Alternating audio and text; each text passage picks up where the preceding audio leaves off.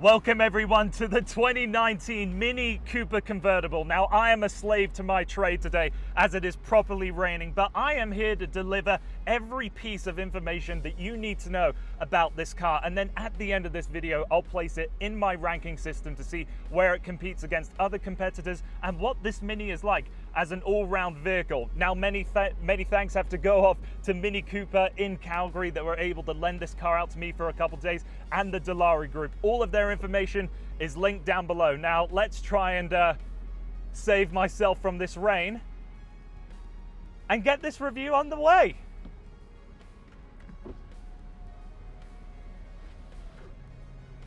Perfect. Well, you joined me today in quite strange circumstances for this review. This MINI Cooper Convertible, which was handed off to me by MINI Calgary on, unfortunately, rather an inconsistent weekend when it came to the weather. You're going to be seeing a lot of shots in this video with the roof up, the roof down, the rain splattering on the windshield like it's starting to do again now.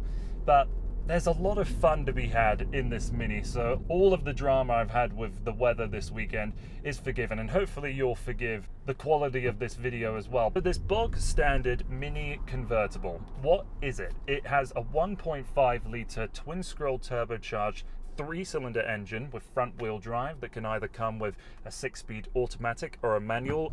It produces 134 horsepower and 162 pound-feet of torque. It doesn't seem like a lot on paper, but this 3-cylinder enthusiastically propels you forward with very minimal turbocharged lag. It's not the most refined engine, however. I'm getting a lot of vibration coming through the firewall and into the cabin. In this car, it's the automatic. Yeah, of course, I wish I had a manual in this car. I have yet to actually drive a Mini with a manual, so I don't know how their gearbox setup is, but this is just the right kind of car to have a manual in. This is just such a fun, playful thing that just adding that other element of driver interaction, I'm sure would reach the next stage of euphoria with this Mini. Of course, it carries over the same characteristics of any other Mini product, that go-kart-like handling. I'm not really going to be saying anything new in that respect. If you know any modern Mini, you know this. And with this automatic transmission, you will have the sport mode where you slide over to the left, the engine gets a little louder, and there's a few more pronounced noises every time that you lift off of the throttle. Really like that about this car. This 3-cylinder just packs a whole lot of personality inside of it. The smallest Mini on offer, as you expect, has a very tight turning radius. And I just love the stance of this thing with the wheels pushed out right to the very edges. And when you look at the rear bumper, you see that there really is almost no bodywork left to go behind that rear wheel. It's absolutely marvelous. Now, if this was my own personal Mini, which again, we're looking at a bog standard version, we're looking at a blank canvas when it comes to the interior and the exterior design. The one thing I would absolutely need in this car is the LED front lights. With these standard ones, it gives a kind of stupid look of the face of this Mini. To me, it looks like this. Just wide-eyed, like you've caught it in the act doing something that it shouldn't be doing. The LED lights is a necessity for me for the exterior looks of this car.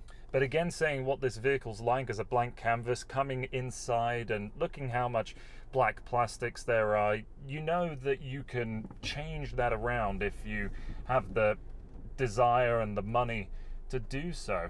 But yes, there are a lot of shiny black plastics that accent pretty much everything from around this LED strip on the front of the dashboard, on the door cards. These dividers here by the toggle switches, for me it's a bit too much, but there's plenty of soft plastic all the way around. This leather steering wheel is great, and these leatherette seats, again, all standard, actually suit my body style very well.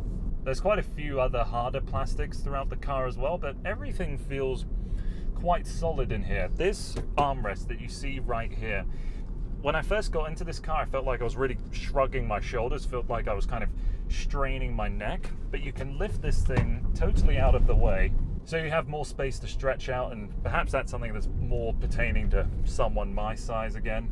The black 16-inch wheels that you see on this model are the only upgrade that we have on this car. Now there's a couple things that come standard with this Mini. The company does something I think a little bit shady. You'll have the MINI Cooper with the starting price of $29,000 and something dollars. You see that, you think, okay, that's where the starting price is for this car. But no, to go into the Mini, you then have to add another $1,200 for the Classic. So you buy the MINI Cooper Convertible Classic as the base trim for $30,000.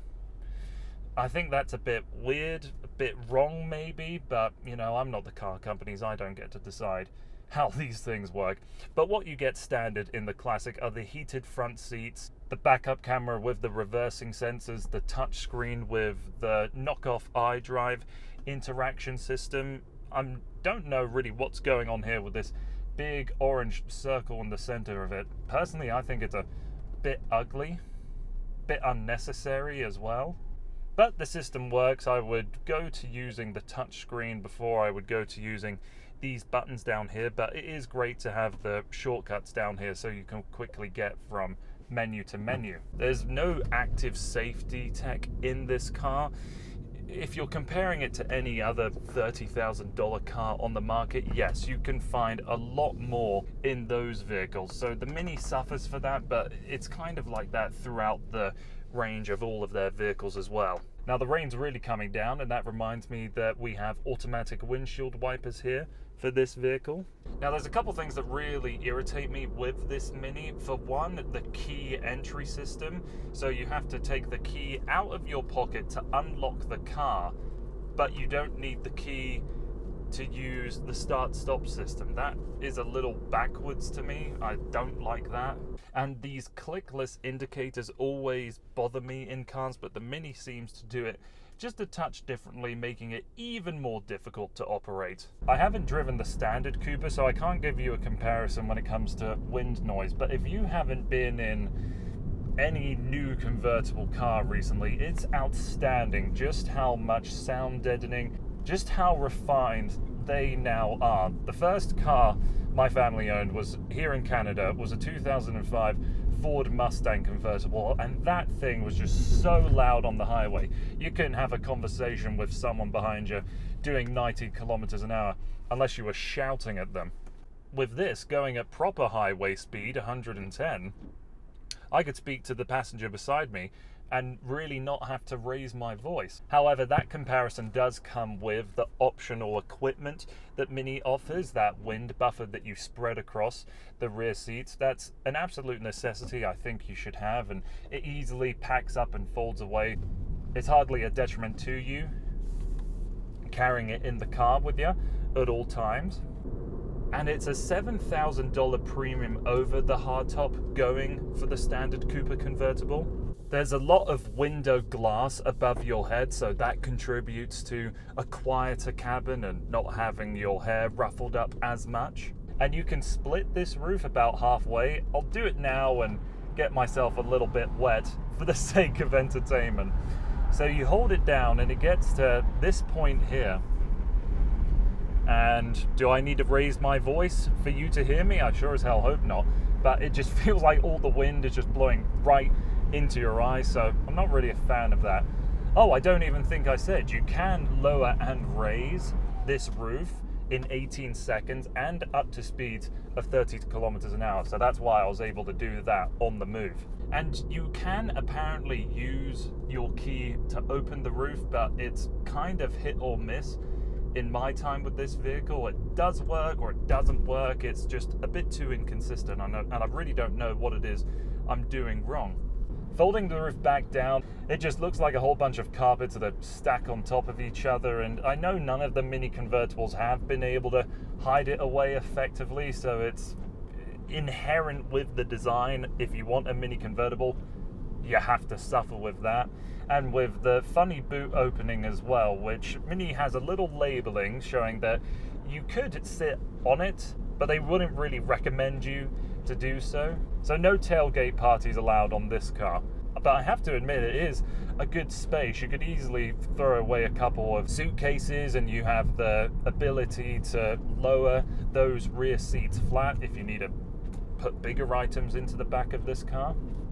The easy load system that you have for the trunk space is for people that are planning to load larger items into the boot that they know will fit. You have to do it with the roof up, but just by placing those two handles in place, you can raise that divider to put taller items in. It has to be noted that if you plan on lowering the roof later, you have to bring that divider back down, as that is your indication of where the roof will sit inside of the trunk.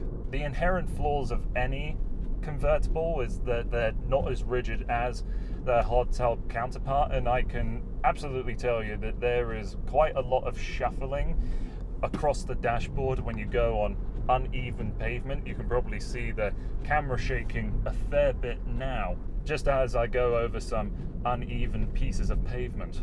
Now, when it comes to the rear seats, if I was sitting behind someone that was much shorter than me, I could fit in this space. There's enough that I can just put my knees behind, although I'll have to press my knees together as you don't have a lot of foot room. There's a cup holder that splits the space between the two rear seats.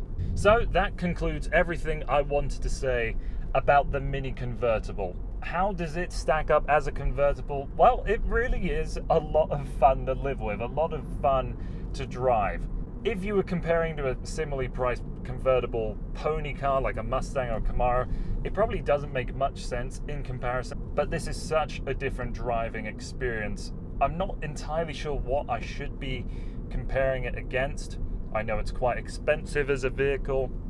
So what I'm going to say about this car is that you should test drive it against other convertibles. If you've got $30,000, $35,000 to spend on a new car and you want something that has a lot of personality, the Mini's going to deliver to you. If you want a vehicle with more space and more tech, you can find that elsewhere as well. But I don't think you can find many other cars out there that do what the Mini can do. So that's been everything from me. Thank you so much for taking the time to watching this video. Many thanks have to go off to the Dilawri group and MINI Calgary that sent this Mini off to me for a couple days so I could make a video out of it. All of their information is linked in the description down below. Thanks again for watching. Like the video if you liked it, share it if you think other people would like it too, and if you want to hit that subscribe button as well. That does the world for me. See you again soon.